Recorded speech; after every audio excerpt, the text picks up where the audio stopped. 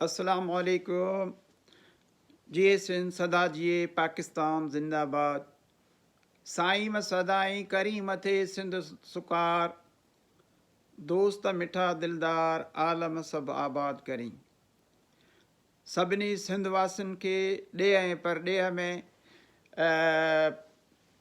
अॼोके ॾिहाड़े जे मुनासिबत सां सिंध अजरक टोपी ॾिहाड़ो मुबारक हुजे।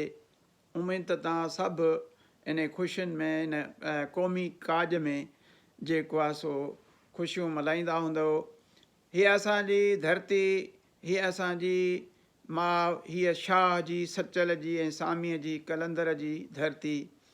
हिन धरतीअ खे अलाह साईं अलाए केतिरनि ज़ख़ीरनि सां नवाज़ियो आहे। दुनिया जो असां में अज़ीम ऐं क़दीम सिंधू दरिया मौजूदु आहे ऐं सिंधू माथिरीअ जी तहज़ीब मुहबत ऐं प्यार जी जहिड़ीअ तरह सां हो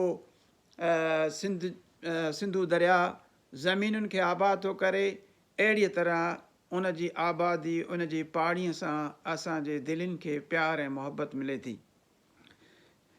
हीअ मुहबती मेड़ाका थींदा रहंदा ऐं असां इंशा अल्लाह हीअ सिंध क़यामत ताईं क़ाइमु हूंदी ऐं कश्मीर खां कराचीअ ताईं हिकु ई सिंध आहे। इन खे इंशा अल्लाह कोई बि धार नथो करे सघे, विराए नथो सघे। इहा जेका आहे सिंध पाकिस्तान जो हिसो आहे ऐं इहा सिंध जेका आहे पंहिंजी हिकु हैसियत रखे थी।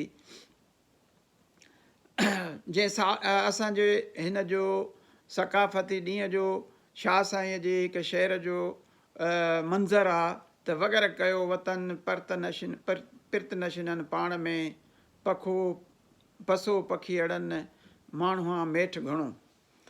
सो हिन बेत जी उपटार आहे जो अॼु सिंधी हिकु थी करे सॼी सिंध उथली पई आहे।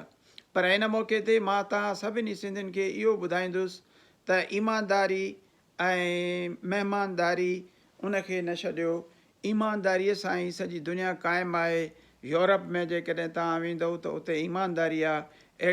मां सभिनी वापारियुनि खे इहो चवंदुसि त जेकॾहिं तव्हां सिंधी एकता जो ॾिहाड़ो मल्हाइणु चाहियो था त पंहिंजे कणिक जे अघनि खे, पंहिंजे अटे जे अघनि खे, पंहिंजे खंड जे अघनि खे उन्हनि खे हेठि कयो ऐं उनखे ग़रीबनि जे पहुच खां परे न कयो।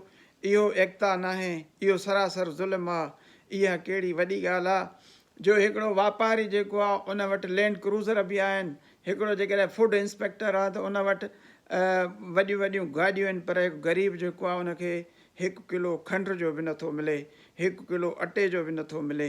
तंहिंजे करे एकता सिर्फ़ु इहा नाहे त असां जेको आहे नची कुॾी ऐं इहो मल्हायूं त असां एकता जो ॾिहाड़ो मल्हायो आहे। असां जेको आहे सो निकिरी पिया आहियूं, असांजो हीउ कल्चर जो ॾिहाड़ो आहे, असांजे हीउ ॿारनि जो ॾिहाड़ो आहे। पर जेसीं ताईं तव्हां ईमानदारी न आणींदव, जेसीं ताईं तव्हां जेको आहे सो इन्हनि अघनि खे हेठि न कंदव, तेसीं ताईं तव्हां कंहिं बि क़िस्म जी एकता नथा करे सघो। एकता जो मतिलबु आहे ॿधी। जेकॾहिं कंहिं ग़म ऐं ख़ुशीअ में तव्हां ॿधी कयो, ईअं न थियो त जेका आहे तव्हां पंहिंजे फ़ाइदे वारी ॻाल्हि में तव्हां जेको आहे सिर्फ़ु ऐं सिर्फ़ु पाण ॾे पेर सोरियो। पर जेको आहे जॾहिं नुक़सान वारी शइ हुजे त तव्हां उन में ॿिए सां हथु न वंडायो। ग़रीबनि खे अटो कोन्हे को, ग़रीबनि खे गैस कोन्हे का, ग़रीबनि खे अटो कोन्हे को। ऐं उहो मां हितां सिंध गवर्नमेंट खे इहो बि चवणु चाहींदुसि त ख़ुदारा तव्हां पंहिंजे करतूतनि खे ॾिसो त मूंखे अॼुकल्ह जी रिपोर्ट जे मुताबिक़ सिंध जे हर गुदाम में सिंध जी 3 वारी जेका आहे कणिक पई आहे ऐं उहा ख़राबु थी पए। उहे एतिरी त गंदी थी वई आहे जो कुकड़ियूं बि नथियूं खाइनि। तव्हां जेको आहे सो लाड़काणे जो गुदाम ॾिसो, ख़ैरपुर जा गुदाम ॾिसो, असांजो शहर आहे ड्रिब मेयर शाह उन जा गुदाम ॾिसो। उन्हनि जी रिपोर्ट इहा आहे त उहे जेके गाॾा भरिजी था अचनि उन्हनि में अधु वारी आहे ऐं अधु जेको आहे सॼो मिलावट आहे।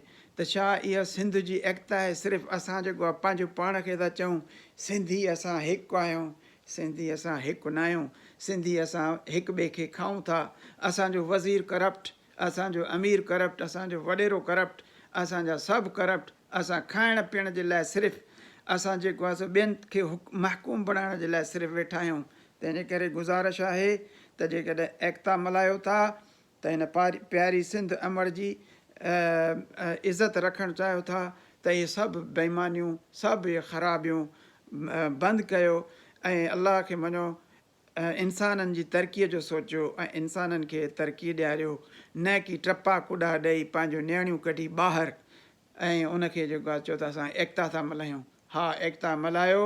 एकता इहा आहे, तव्हां इन ॾींहं ते अस्पतालनि में वञो, तव्हां इन ॾींहं ते मरीज़नि खां पुछो, तव्हां इन ॾींहं ते ग़रीबनि ऐं यतीमनि खे गिफ्टूं ॾियो ऐं उन्हनि खे जेको आहे सो मनाइतो शनाइतो बणायो, त पोइ असां जेको आहे इहो ॾींहुं मल्हाइण जा हक़दार आहियूं। जे न त असां जेको आहे सो असांखे उहा पुराणी ईमानदार सिंध खपे, जंहिं सिंध में वाणियुनि जे वक़्त में मुहबत ऐं ईसार हूंदो हुयो। अॼु असां जेको आहे हर शइ में मिलावट, हर शइ में मिलावट, दवाऊं मिलावट, अटो मिलावट, मसाला मिलावट, मिर्च मसाला जेकी बि शयूं आहिनि मिलावट। तंहिंजे करे मां गुज़ारिश आहे त महिरबानी करे जेको आहे एकता मल्हायो, सॼी सिंध में मल्हायो, सॼे दुनिया में मल्हायो, जिते बि सिंधी आहिनि उन्हनि सभिनी सिंधियुनि खे इहो पैगाम आहे त पंहिंजे पंहिंजे वसार ईमानदारी क़ाइमु कयो, पंहिंजे पंहिंजे वसार माण्हुनि जी ख़िदमत कयो, पंहिंजे पंहिंजे वसार तालीम खे उजागर कयो, पंहिंजे पंहिंजे वसार जेके इहे असांजे मथां हिकिड़ा वॾेरा मुसलत कया विया आहिनि ऐं हर सिंध जी हर कुंड कुड़श में वॾेरे तपायो आहे ग़रीब खे ऐं उन्हनि जेको आहे नियाणियुनि जो जीअणु जंजाल करे छॾियो आहे। त उन्हनि खे घुरिजे त उन्हनि खे निंदिन त जीअं उन्हनि खे उन्हनि जे वेझो साईमिया न कनि, त जीअं उहे जेके आहिनि पंहिंजी असलियत सुञाणनि। उमेद त हीउ मैसेज हिन एकता जे ॾींहं ते हिकिड़ो को सबक़ु हासिलु करण जे लाइ साबित थींदो ऐं अवां सभिनी खे हिकिड़ी इहा सलाह हूंदी त इन ते अमल कयो। सदाईं गॾु जिए सिंध, जिए लतीफ़ जी सिंध, पाकिस्तान ज़िंदाबाद, वग़ैरह कयो वतन पिर्त नशिननि पाण में, पसो पखियड़नि माण्हूअ मेठ घणो, साईं में सदाईं करी मथे सिंध सुकार, दोस्त मिठा दिलदार आलम सभु आबाद करी। जिए सिंध।